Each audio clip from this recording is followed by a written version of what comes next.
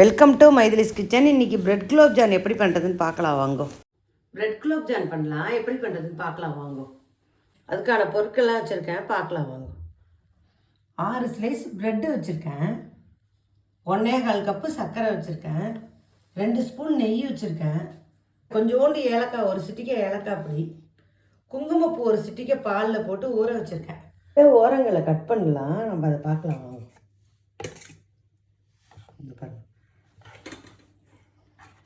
உரமாக போட்டே பண்ணலாம். சரி, அது கொஞ்சம் ப்ரௌன் கலராக வரும், இது இன்னும் வெள்ளையாக இருக்கும். அதுக்காக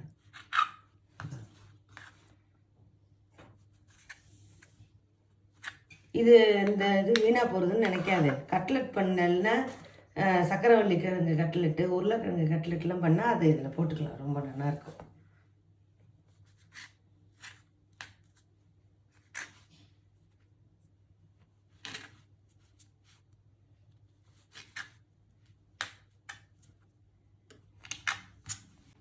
எல்லா ப்ரெட்டையும் நான் இதுமாரி கட் பண்ணிட்டேன். அந்த இதில் போட்டு கேட்பேன், எப்படி அரைக்கிறதுன்னு பார்க்கலாம். நம்ம அந்த தூளாக்கிக்கலாம். தண்ணிலாம் ஊற்ற வேண்டாம், வெறுமை பண்ணலாம்.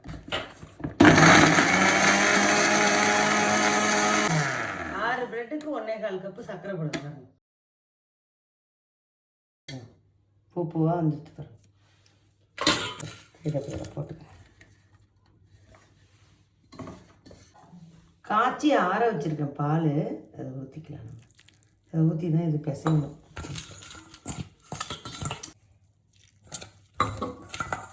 கொஞ்சம் கொஞ்சமாக ஊற்றி தான் பிசையணும், இதுக்கு ரொம்ப தாங்காது. கொஞ்சமாக ஊற்றினா போதும்.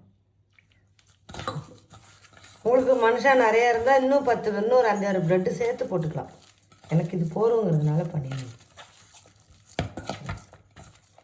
அவ்வளோதான். இது கொஞ்சம் ஒரு 2 ஸ்பூன் தான் பாலே தேவைப்படுது எனக்கு. நான் பால்லே பசிக்கிட்டேன்.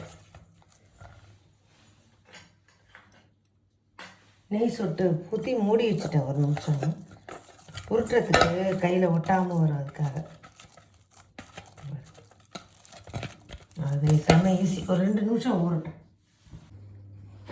மாவு நல்லா 5 நிமிஷம் ஆகிடுத்து. நெய் தடவி வச்சுட்டுருக்கோம்னா இப்போ இந்த சைஸில் நம்ம உருண்டையெல்லாம் உருட்டிக்கலாம். அந்த பாருங்கள், இந்த மாதிரி மாவை உருட்டி வச்சுட்டு இது பாருங்கள், 2 கையும் சேர்த்து இப்படி பண்ண இப்போ வந்து நம்மளுக்கு வெடிப்பு இல்லாமல் வரும். நீங்கள் இந்த விரலால் உருட்டினீங்கன்னா வெடிக்கும். இப்போ இதிலலாம் வெடிப்பு இருக்குது பாருங்கள், வெடிப்பு இருந்தால் வெடிச்சு போயிடும். குலோப் ஜானுக்கும் இந்த டிப்ஸையே நீங்கள் பயன்படுத்திக்கலாம், நல்லாயிருக்கும் இது. இதை பாருங்கள், இந்த மாதிரி நான் உருட்டி வச்சுட்டேன். அடுப்பு பற்ற வச்சுருக்கேன், இலுப்பச்சட்டி வச்சுருக்கேன். ஜீராவை முதல்ல நம்ம வச்சுப்போம். பாருங்கள், 1 கப்பு தண்ணி ஊற்றுறேன். 1 கப்பு தண்ணி, ஜலம் 1 கப்பு. சர்க்கரை நல்லா கரையட்டும், அதுக்கப்புறம் நம்ம பார்க்கலாம். கரைஞ்சோன்னு பார்க்கலாம். கலர்லாம் எதுவும் நம்ம போட வேண்டாம், இந்த குங்குமப்பூவில் இருக்கிற கலரே போதும். சீக்கிரம் கரைஞ்சிடும். கரைஞ்சி கம்பி பதம்லாம் இதுக்கு தேவையில்லை, ஜீனி கரைஞ்சா போதும்.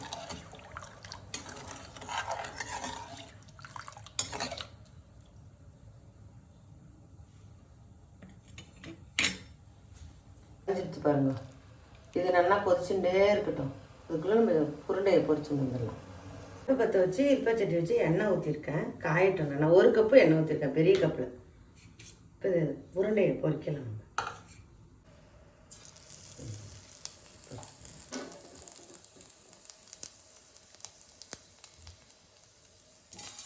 இப்போ சின்னதாக வச்சு தான் நம்ம பொரிக்க முடியும். நல்லா காஞ்ச வெட்டி சின்னதாக வச்சு திருப்பி திருப்பி விட்டு பொரிச்சிக்கலாம். குலோப்ஜான் மாதிரியே தான்.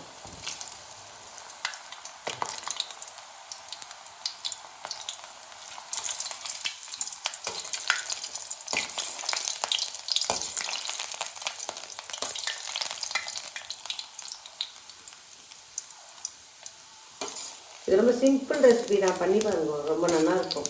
நம்மள்கிட்ட பால் பவுடர் இருந்ததுன்னா நம்ம அது கூட போட்டுக்கலாம். இல்லை நான் போடல, இருந்ததுன்னா கண்டிப்பாக நம்ம போட்டுக்கலாம், அது கூட போட்டுக்கலாம். ரொம்ப நல்லாயிருக்கும். அது 1 ஸ்பூன். டக்குன்னு குழந்தைகள் கேட்டுதுன்னா சீக்கிரம் பண்ணிடலாம். குலோப்ஜான் மாவு வாங்கிட்டு வரதுக்குள்ளே இதை பண்ணிடலாம். எல்லா ராத்துலேயும் ப்ரெட்டுங்கிறது நம்ம வச்சுருப்போம்.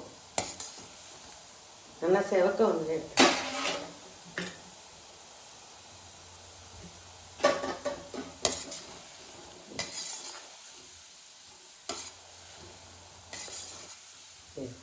இப்போ இந்த ஸ்டேஜில் நம்ம எடுத்துடலாம். அதெல்லாம் ஒன்று எடுத்து பார்ப்போம். நல்லா ஆர்டர் தான் பார்ப்போம். நம்ம நினச்சிப்போம் உள்ளுக்குள்ளே வேக வைக்கிறது நல்லா வெந்திருக்கு.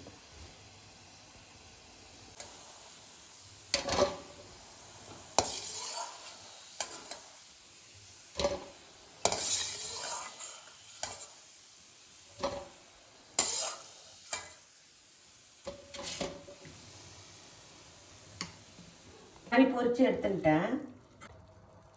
ஏலக்காய் பொடி போடுறேன். இந்த குங்குமப்பூ பால் வச்சுருந்தேன்ல, ஒரு ஸ்பூன் பாலில் குங்குமப்பூ போட்டு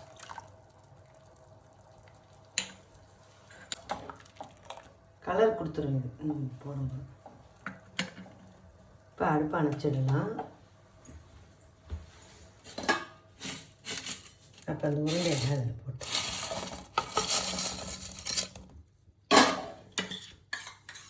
மேலே அப்பளம் ஒரு ஸ்பூன் நெய். வாசனையாக இருக்கும் நெய் ஊற்றினா. Ready. Red gulab John ready. இதை பாருங்க, சூப்பராக இருக்கும். எல்லோரும் பண்ணி பாருங்க. பண்ணி பார்த்துட்டு சொல்லுங்க எப்படி இருக்குன்னு. இன்னொரு வீடியோவில் நம்ம பார்க்கலாம்.